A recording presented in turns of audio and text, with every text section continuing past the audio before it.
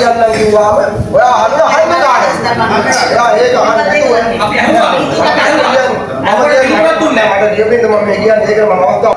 පළාත් පාලන කොමසාරිස්ගේ කාර්යාලය මොකද සමාව සම්බන්ධ. අන්න ඒකට අපිට වැඩියක් දෙන්න පුළුවන්. ඒ පළාත් පාලන කොමසාරිස්වරයා නියඬව ඉන්නවා. අපිටත් පේන මේක. මේ පළාත් පාලන කොමසාරිස්වරයා සම්බන්ධ අපිටත් ගැටලුවක් තියෙනවා. මේ ප්‍රශ්නේ ඉදිරියේ වකීල්නේ පළාත් පාලන කොමසාරිස්වරයා. මේ පළාත් පාලන කොමසාරිස්ගේ කාර්යාලය ඕගොල්ලන්ට කරන්නේ අපිට සාධාරණ ඉෂ්ට කරලත් නැහැ. අපි තාන මොනවදතුමා දත්ත ක්‍රියාමා පළාත් පාලන කොමසාරිස්වරයා පුදුම මොනවද කරන්නේ? අපිටත් තියෙන ගැටලුව ඒක තමයි. ඕන වෙලාවක ලියුමක් හදන්න. ඕන වෙලාවක ලියුමක් හදන්න ඕගොල්ලෝ අපි 13 දෙනාම අසවල් කරලා දෙනවා. මේ ගැටලුව සාධාරණව පිළිගන්නේ පළාත් පාලන කොමසාරිස්වරයා මෙතෙක් කිසිම ක්‍රියාමාර්ගයක් ගැන නැහැ කිය.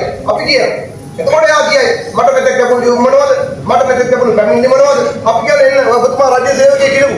ඔබතුමා දන්නවා රාජ්‍ය නිලධාරියෙක් මාරු කරන ක්‍රමය මොකක්ද? රාජ්‍ය නිලධාරි සම්බන්ධ විනය පරිශ්‍රණයක් කරන ක්‍රමය මොකක්ද? අපි මේ කවුරු හරි කිව්වට කටින් ගිහිල්ලා කිව්වට හම්බෙලා කිව්වට ඒක අපි විශ්වාස නැහැ නේ. අපිට ප්‍රශ්න එනවනේ. අපි කියන ප්‍රශ්න ඉදන් විදියක් තියෙනවා. ප්‍රශ්න ලිඛිතව මතකනේ අර එකවතාවක් රාජ්‍ය ද්‍රාවනායක මහත්තයා ජීවලෝටේ ප්‍රාදේශීය ලේකම්තුමේ ඒක කමෙන්ට්ලා ලිඛිතව දෙන්න කියලා. ඒ ක්‍රමයක් තියෙනවා. ඒ ක්‍රමෙන් බෑරෝ ගිහිල්ලා කවුරුනාසල මොනවද සාකච්ඡා කරලා ඒ සාකච්ඡා කරපෙකදී ඇතිවෙච්ච අදහස් මත කවුරුනාසල ඇති කරගන්න පරිකල්පනයක් නැත්තම් උපක්‍රමයේ හිතුවිලි මත සතර කතා කරන මේක විශ්දන්න බෑ. පළාත් පාලන කොමසාරිස්වරයා මේ ගැටලුවේදී නිසිලස තමන්ගේ රාජකාරී ඉෂ්ට නොකර මහජන යුතුයකම මහජන ඩියුටිය නිසිපරිදි ඉෂ්ට නොකර තරහවල ඇති බව ජාතික ධර්මවල අපි පිළිගන්නවා. ඕන වෙලාව මේ ගැටලුව විසඳන්න ඔය කවුරුත් අපිට කතා කරේ නෑනේ. යා පළාත් පාලන කොමසාරිස් සම්බෙන්න කියලා. මම කතා කරනවා. මම කියන්නේ ඒකයි. මම පළාත් පාලන කොමසාරිස් සභාවේ නිලධාරීන්ට කිව්වා. මම දුරකථනයෙන් කතා කරලා ඕගොල්ලන්ට හිතේම කියන්න එපා. විමර්ශන කරන්න. රිපෝටර් වැඩේ කරන්න එපා කියලා. මම සභාවේ නිලධාරීන්ට කිව්වා. මම ඇත්තම කියනවා.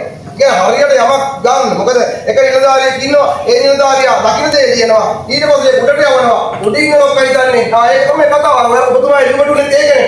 මෙතුමා බුද්ධියට දන් කාර්යම වෙනවා කියන්නේ. එහෙම. ඇත්ත කතාව පැහැදිලි කරලා උඩට කියන්නේ නැතුව තමන් දකින්න දේ කියනවා. එතකොට උඩින් නිලධාරියෙක් මේක තමයි කතාව. ඒක වැරදි වෙනවා.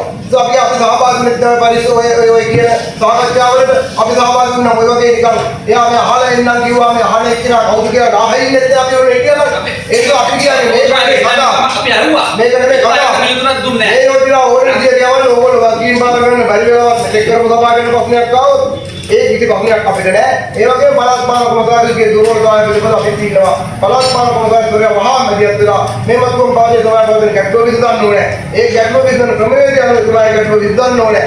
ඒ ගැටලුවට තුමා පිළිතුරක් දෙන්න නිසා අපිට සභාව හැටියට කරන්න පුළුවන් කාරණේ සීමා අපිට අපේ තියෙන බලතල වල සීමා කොතනද කියන එකත් අපි දැනගෙන ඉන්න ඕනේ කියන එකත් මම විශේෂයෙන්ම උදාහරණයක් දෙන්නම්.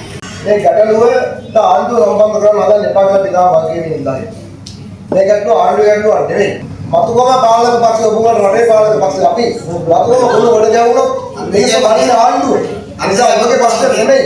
එදා ගම්පල කුණු කොට ගෑවිද්දි ගම්පල නගර සභාවට ගම්පල සුද්ධ කරගන්න බැරි වුණාම අපි ගිහින් සුද්ධ කරේ. ගම්පල නගර සභාවට නෙමෙයි මිනිස්සු බැලුවේ. මිනිස්සු බැලුවේ ලංකාවේ ආණ්ඩුව දිහා. ගම්පල නගර සභාව ගන්නේ. ඒකට බැලුවනේ ඒ වෙලාව අස්මස් කරගන්න. හැබැයි ජනතාව වෙලේ ගම්පලට විතරක් සීමා කළේ රටට.